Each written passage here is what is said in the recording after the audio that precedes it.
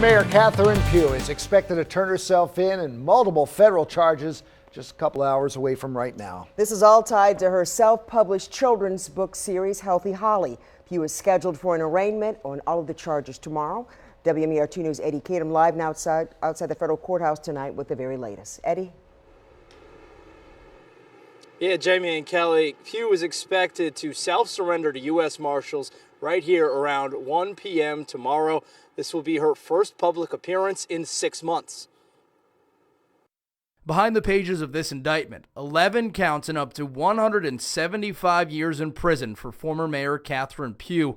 That's if she's convicted of wire fraud and tax charges. Ms. Pugh allegedly used the proceeds of the sale of fraudulently obtained Healthy Holly books for her own purposes, including to fund straw donations to her mayoral election campaign, and also to fund the purchase and renovation of a home in Baltimore City. One of the subtle signs of the fallout, this door to the Maryland Center for Adult Training, which was raided back in April, a website that once listed Pugh, Gary Brown Jr., and Rosalind Weddington as members of the board of directors for the school.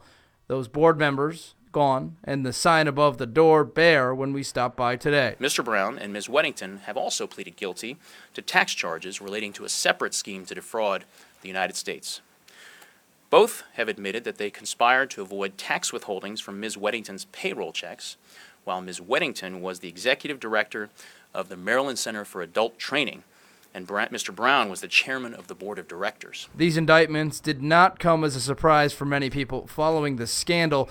Now, the question is, how are the people elected to run the city going to pick up the pieces? This council, we have legislation pending right now to deal with ethics, following what happened with the former mayor. And we're going to move forward on those because we're going to take the responsibility. We're taking responsibility.